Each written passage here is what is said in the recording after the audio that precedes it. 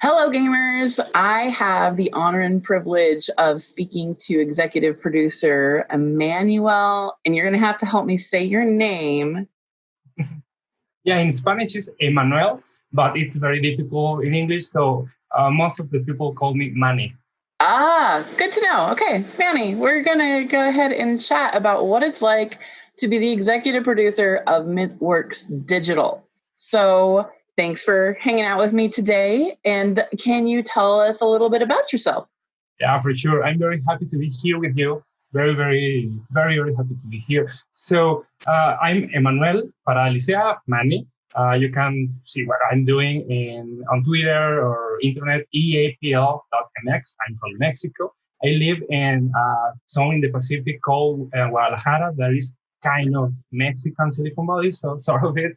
And I had the privilege to be able to program in my elementary school. When I was 6 years old, I started programming, and when I was in the same school in 1995, my grandfather had a magazine about two different interesting stuff: an interview with Miyamoto, the designer and creator for those incredible games, and with Dell from teenager to millionaire.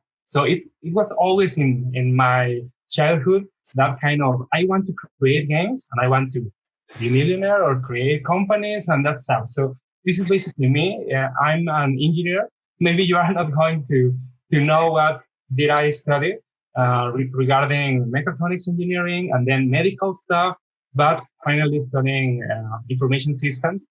And now I'm kind of executive producer for many different games, but now for Midworks. So I'm very happy to be the executive producer for this digital game. Very cool. It sounds like you're classic entrepreneur. That's kind of the people who hang out in this industry of ours. Yeah, I have to learn from programming computers and creating stuff because something that I like, besides of my way on programming and only information systems, is in mechatronics, you touch a lot of things and you create mechanisms and machines. And I was working in the medical industry, repairing and creating actual machines. So board games are more like physical things that you can touch. And this is something that I really like. And indeed, a lot of friends and colleagues from mechatronic background, they move to video games and to board games or creative industries. But this is something that I really enjoy.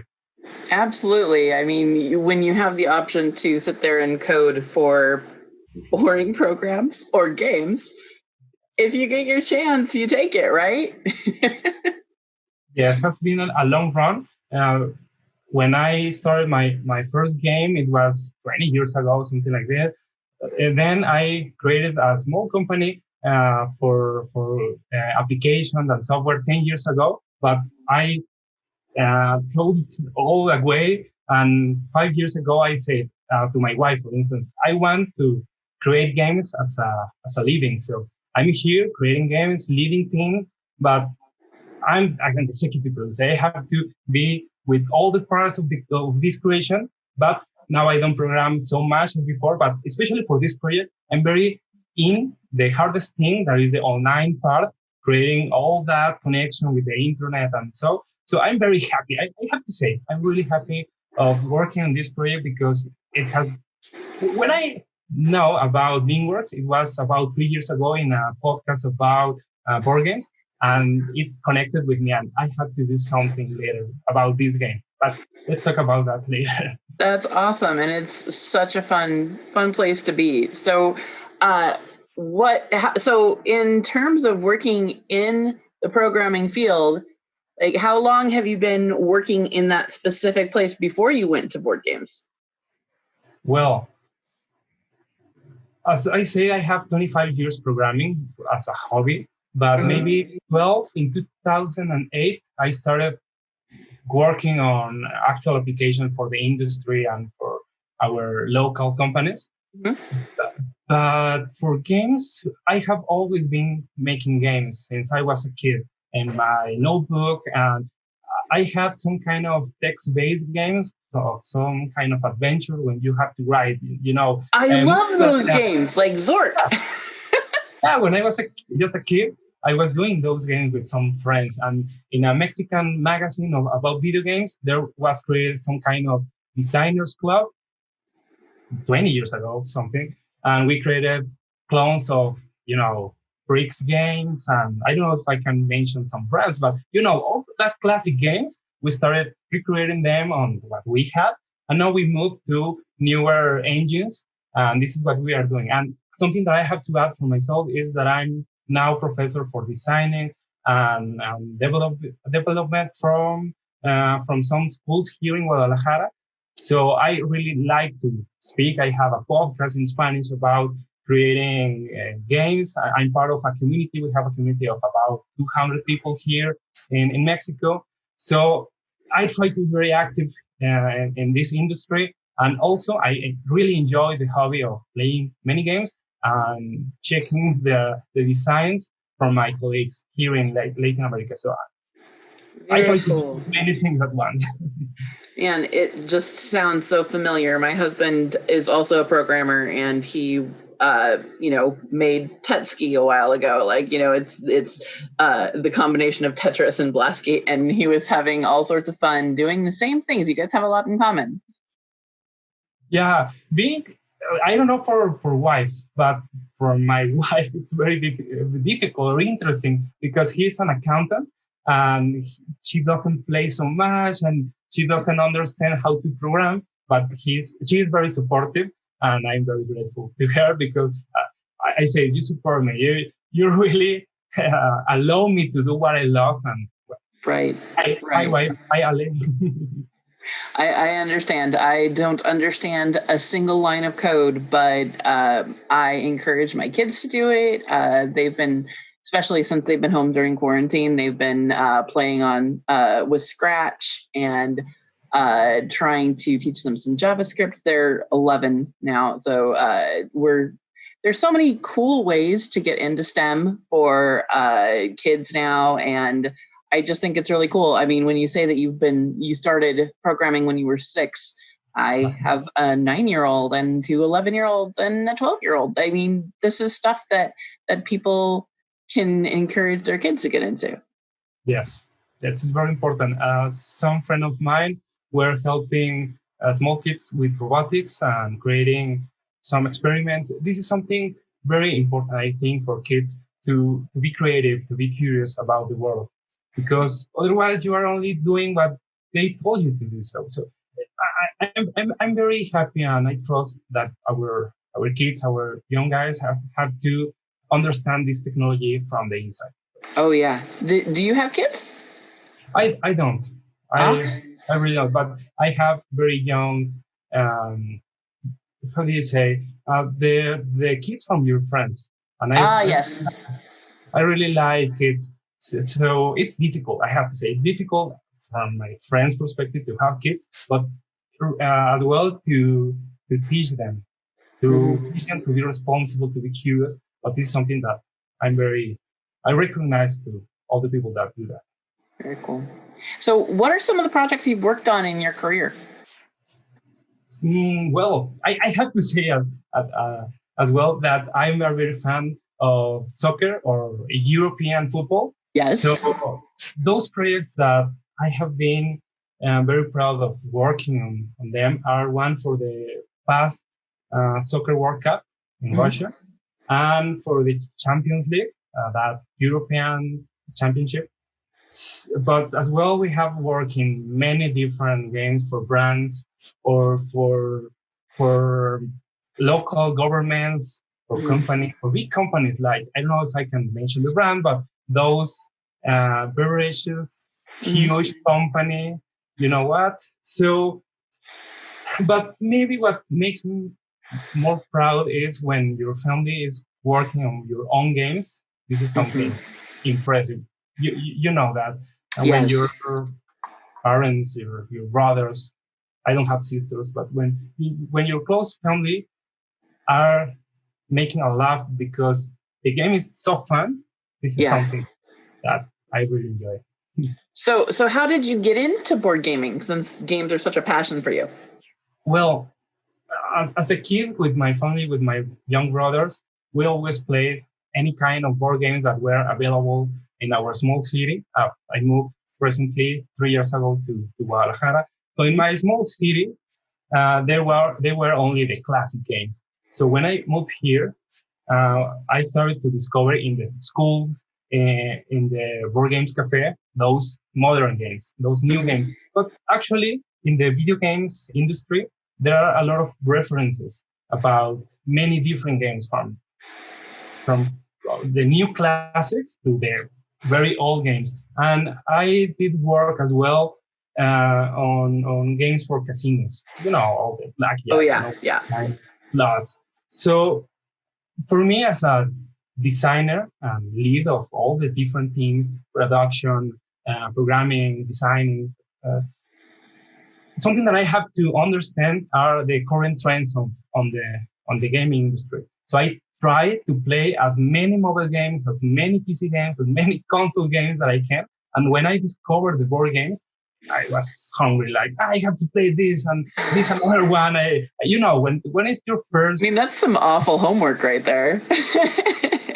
when it's your first year, you want to try everything and to buy anything that you are seeing. So it was about 3 years ago when I started playing every weekend with my friends, and then I knew some very interesting people here, like those with incubators for board games, games laboratory, and it was for me like a mind-blowing state because it was for me like 15 years ago only video games in my school and such. I have to say that I played some trading cards games in my college, but being able to really enjoy those Euro games and modern games was interesting, really interesting for me. And joining the designers club here was incredible. That's awesome. So what are some of your favorites? I mean, obviously you've probably played Mintworks to death by now, but I mean, what else do you put on your table on game night? Well, I have to say that I bring these games wherever I can. I travel to Mexico City, to US, to Europe. I have traveled with this to Europe. So Awesome. yes, I'm in love with main series. But I really enjoy working placement games, family games. When I travel with my family on Christmas, on holidays, I try to bring as many games as possible, especially family games. And really simple one because my wife doesn't play so much, but I have played as well some very hard Euros. And I don't know if I can mention some brands, but those in the top I of totally the want to hear what is actually on your table. Tell me names. well, Fantastic Factories is awesome. Site is incredible, but I try to play as many Latin and Mexican games as possible because, well, there are many different brands, but I try to know what the Mexican guys are doing, and I am in a lot of design clubs like Facebook, for instance, and I try to print and play everything. So Awesome. yeah, I'm very a big fan of escape rooms and crime solving puzzles and all those kind of. Have you tried Chronicles of Crime? Yes, Oh, I yes. love that one. I really love it because it's not so hard, maybe, but the immersion of that game, it's awesome. So I have to say, this is something important. As I have worked with software and applications, when I saw that you can move your camera to scan some QR code, I really love that kind of mixed reality, augmented reality, virtual reality. I really love that concept. That's great. And Vince does it very, very well. I think it is so cool that we have hybrids like that in the marketplace. Yes, and it has been always a dream for me to create something like that. Indeed, in my free time, I'm creating some kind of interactive novel about solving some crime, and you have something like that. You have to read something and to write some clues. So I'm very a big fan of that genre. Very cool. So Uh, I'm curious, since you mentioned that you got a lot of design studios and things like that happening down in Mexico. What are some of the Mexican Latina uh, companies that you're aware of, and what are some of their products so that people can become more aware? Well, indeed, we have some success here in Mexico. There are not so many, I have to say, but some kind of successes that we have here from friends of mine, like Weapon Wars or Detestable Games with Dino Riding. We are very proud of them because it's a small industry here. If you compare with US or with Europe, even Spain, there are not too many options. The quality is not there at this moment, but we are very willing to learn and to create. There are some other colleagues, maybe like Draco, many different, but we are really want to make that space in the industry, Well, but very not with Mexican components or concepts, but with something that all the world is going to be sharing. awesome. Awesome. So, what does it mean to be the executive producer of Mintworks Digital? Like, what does that entail? It's a huge responsibility, but something that really connects with me, and I'm very happy to be there. An executive producer, in my experience, and for a team of our size, it relates with being close with everything, being responsible for your team, for the results, and to have a great project, a great product for our players. So usually what I do in my daily basis is to have a daily call with our team at 11 a.m. every day from Monday to Friday, even on Sundays and Saturdays, to have a lot of calls from our programmers, from our designers, with the marketing team. It's coordinating a lot of different stuff, playing the game Over and over and over and over again. Yes, managing a lot of resources and talent and people. I don't like to say that the people is a resource, but what it is, it's the time, it's the money, it's the quality, the processes. I'm a very logical person, so I like so much the production processes and ISO or all that kind of boring stuff, but I really like to do that. So and also I have to design the training processes for new stuff. For instance, there is always something new. For a small example, there is a question: what about if we publish to console Switch? So we have to call to that company and to understand the legal stuff, but the technical stuff. So this is more like what I do every day. You are a problem solver extraordinaire. That is pretty much what you just described. I hope this is something that you have seen. I try to. I worked for customer service for some years, so I really understand how to treat the customer, the client, or for this moment, the player. You have to have a happy player. So I'm very proud of it. I think that I'm always learning new stuff, but I know how to lead our team toward that goal to have an amazing product. So, how did you assemble that team since you have all of this under control and you're almost like honing your entire project to have the perfect people? I have to say, today for this production, we have an amazing team, but no, there is no but. It's an amazing team, but it's always a nice challenge to have that kind of talent and people and amazing people. The first requirement was you have to love board games because a lot of many different video games developers only love some kind of games or first person shooters or that adventure, but not so many love actually board games. So it was the first requirement. And then we look for very talented people here in Mexico. For instance, we have our producer. It's not the same as executive producer, but our producer that is working directly with all the people. He produced it for consoles for a very successful company here in Mexico. So he was free and I contacted him. Hey, I know you from our podcast and from other interview from some colleagues. What are you doing now? Do you love board games? Yes, please come in. And I have some students from my school that I invited to be part of this team, and some colleagues that I know from so many years. So I think this is the main requirement.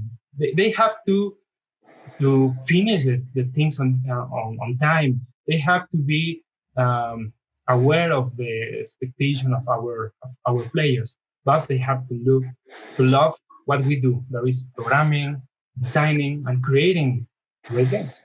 That's awesome. I'm so glad that we have a team that is just lives and eats like all of the things that you need to do to really make a quality product. So I'm sure there's been some challenges though. How have you worked on those? I have to say, it's not impossible, but creating an online game, it's very, very difficult. We have been learning for the last 5 years how to do them, and it's always changing because there is always new phones in the market or new trends or this VR, AR, and so. But we have kind of mastered that, and we had a game for the World Cup with thousands of players. So it's interesting, and this is something that really do I like to create those. I'm going to say something boring, but architectures for backends and servers.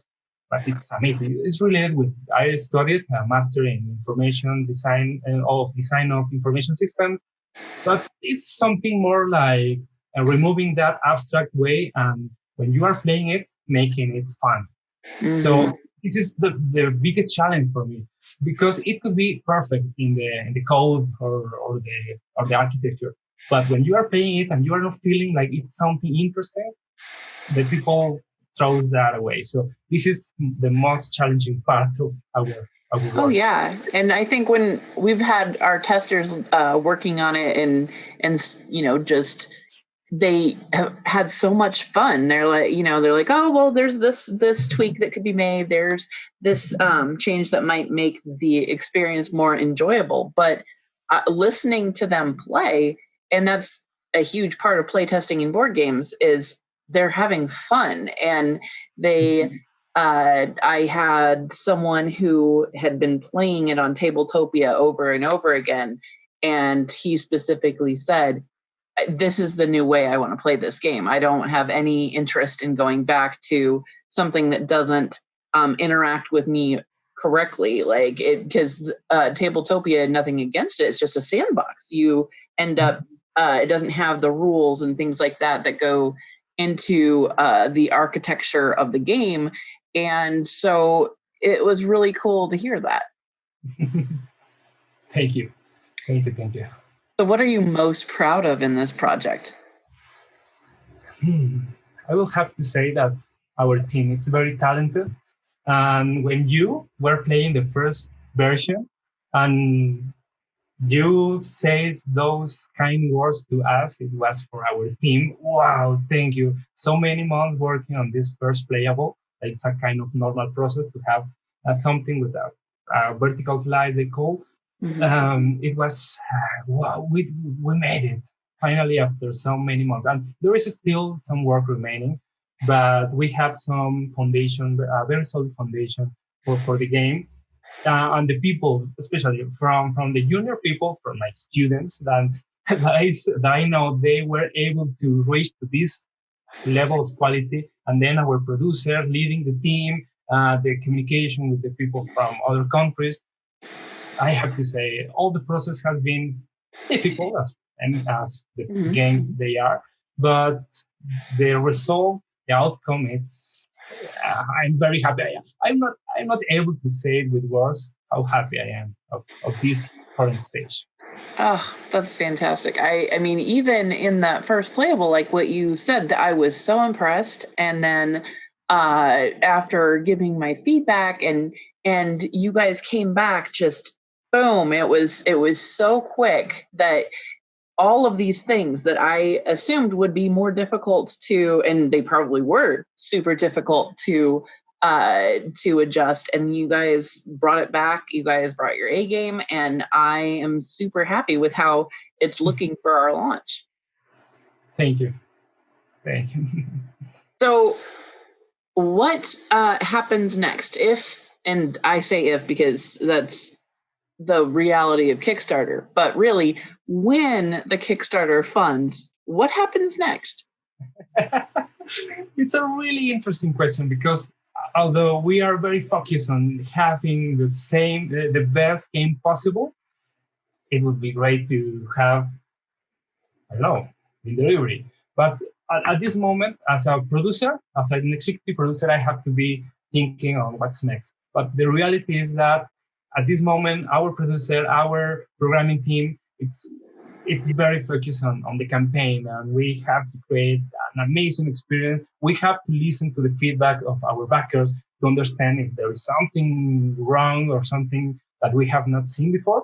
Mm-hmm. But I think this is what's next, to listen to our players. I have to say that having an online game is difficult because you have people from all over the world, from all the different conditions. So maybe you have to optimize the game a little bit, but I know when it's launched, it's going to be an amazing experience, but we always are willing to improve the game. What about... I agree. Like when you talk about this, all these different conditions, I remember that really blew my mind when you have a global product and you realize the places that it's going. We were sending out some replacements and different things that we needed to do. And I mean, the places that I was sending mail to just blew my mind. I live in the middle of the continental states, and I was like, wow, I don't even think that I've ever thought about that place before. And there is a product of mine going there or already there, and I am servicing that. I mean, how cool of a reach is that to be just pervasive among the entire globe like that? Yeah, this is the interesting part of the digital games. I know touching this, it's an unique experience, but being able to play with your grandmother that lives in another country, it's huge. And I think this is the value, the personal value and the interesting of a digital version of this game that we love. So I have to count that story of how I knew for the first time of Meanworks. Oh, yes, too. Yeah, because I was listening to that podcast that I said. So I know if I can show it, but I have my first print and play that I took my wife with me for a place and I was cutting all the pages and but I say this is a very interesting game that must be digital. And what about playing with my brother? Because I only see them once time a year. So what about playing this game that we love with my family? And this is the personal connection with the digital version of Meanworks. And I have to say, even in Mexico, it's difficult to ship that game to here and to buy it. It's not available. Right. And some of the connections with the Mean series was bringing all of them here in Mexico because it's a small market, but there are many different players here. So I'm very proud of this game, of this brand. So this is the connection. Being able to, in all over the world, to play this. It's true. When we do our Kickstarters, because of a lot of the difficulties that we've had with shipping and being able to trust local post offices in all of these sometimes more remote areas of the globe, that I just felt horrible that I couldn't take the financial risk to send my games to some of these countries because I was receiving just constant reports of I didn't get my game, or it took them 7 months to get a game that I sent and should have been there. And I that was one of the reasons why it was super important for me to make our print and plays free of charge and available to everyone on the internet. But that's not always something that even people can do. I mean, what if they don't have access to a printer and this is almost everyone has that sounds a little privileged. I'm not sure if everyone has a phone, but man, to be able to have this at your fingertips on a PC, on the different versions of the main phones, I I just love the idea because even my own mom, I haven't been able to see her very much because of quarantine. And even though she lives 2 miles away, I would love to be able to do something like this because she's constantly wanting to play the game because she loves us and wants to support us and she wants to be able to say, I know how to play Networks, but she forgets. So I love that this is something that I'm going to be able to play with her. You will. Yeah, and I'm very willing to see with my brothers playing this game as in the last Christmas. This is my dream for next month to be That's able to awesome. I love it. Well, thank you so much. I'm really, really happy that we were able to sit down and chat and be able to kind of tell a little bit about you and welcome you to the Mintworks family. Thank you so much.